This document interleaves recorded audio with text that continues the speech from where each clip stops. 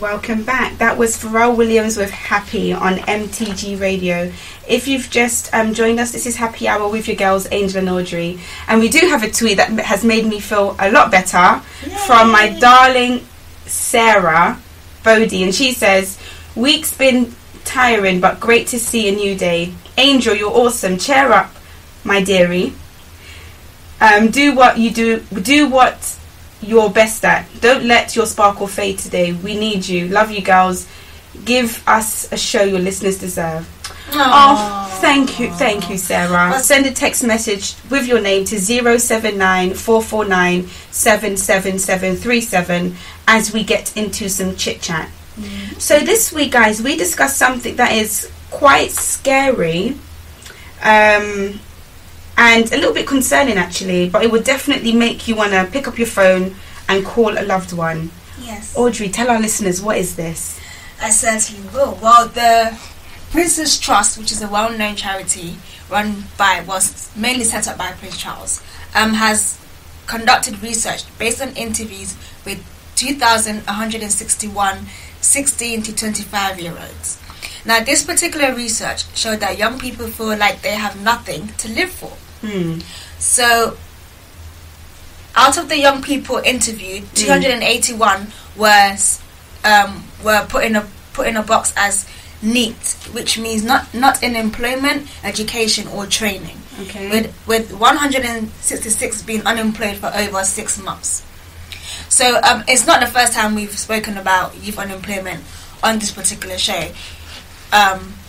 But what is worrying about this particular research and this at this particular time is that it has led to people losing faith in life and, in essence, the beauty in the mysteries of life. You know, the mysteries that our parents talked about, the freedoms that they've all fought for. So my question today is, have our parents toiled in vain? That's a very big question. Quite interesting as well at the same time, all, muddled up together. Yeah. Thanks for that, Audrey, that insight. Just to add to what Audrey said, according to the article, the report found 9% of all respondents agreed with the statement, I quote, "I have nothing to live for."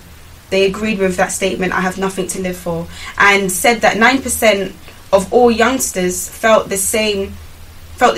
It would equate to roughly 751,000 young people who felt that they had nothing to live for. Now that's a massive figure. It's a lot. 751,000 young people felt that they had nothing to live for. It's more than massive. That's huge. That's huge. And the research found that long-term unemployed young people were more than twice as likely as their peers to have been prescribed antidepressants. Wow. Marina Milburn, chief executive of the Prince's Trust, said unemployment is proven to cause devastating, long-lasting mental health problems among young people. She went on to say, thousands wake up every day believing that life isn't worth living after struggling for years in the dull queue. Now, for your question, Audrey, I mean, our parents, grand and great-grandparents worked very hard just to provide for the family and to provide a meal on the table. Yes. And based on this alone, we do learn that working to provide is essential and is of great importance.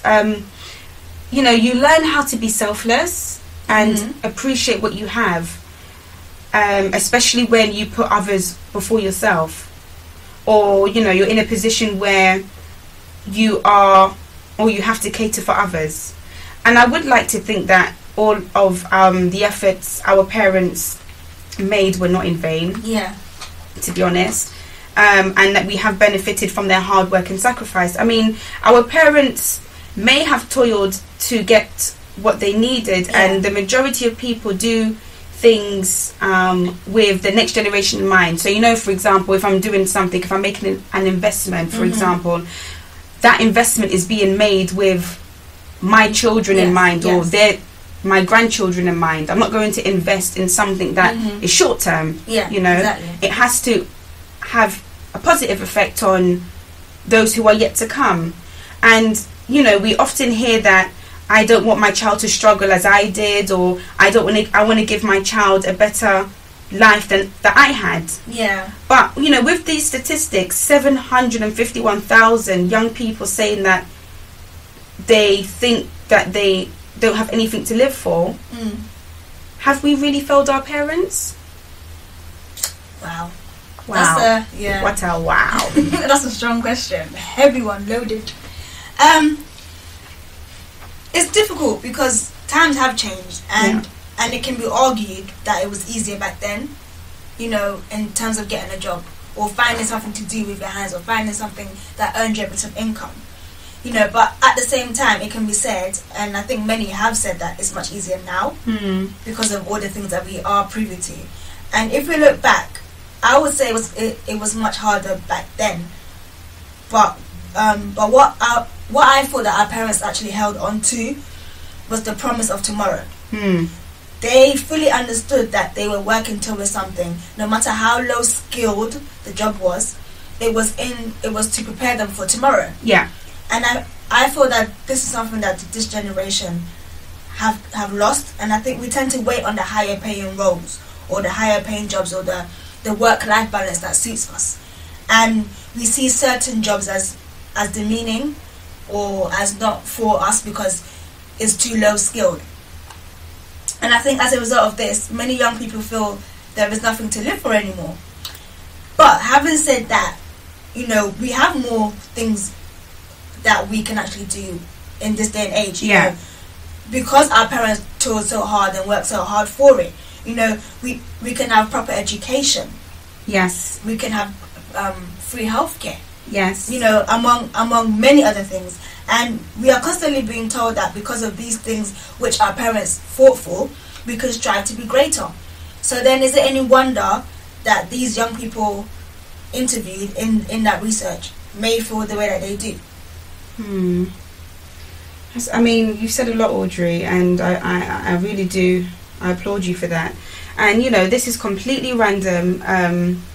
But I'm just going to throw it in there and try to relate it somehow. It literally just dropped into my head.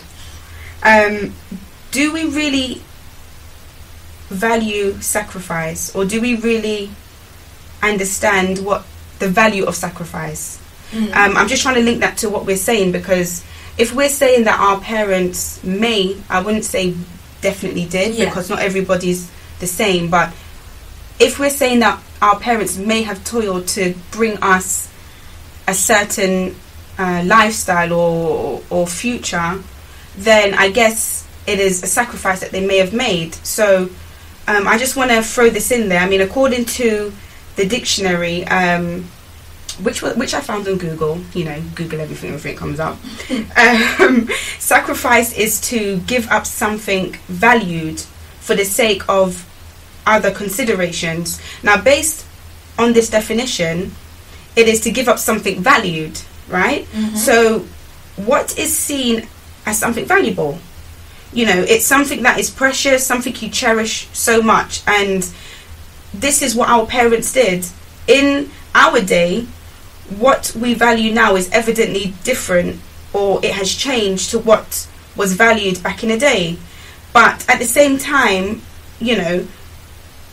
so many things have changed. We have technology now on the increase, and the internet is just booming. Latest gadgets, apps on your phone, and latest phones available, for example. And we are a completely different generation, to be honest. We have become so unsociable because of what we have in our hands that we make sacrifices every day. Now, this is quite deep in the sense of, why do I say we make sacrifices every day based on what we hold in our hands? Just by forgetting how valuable spending quality time with a relative is, or speaking to your friend face to face. Basically how we communicate behind a screen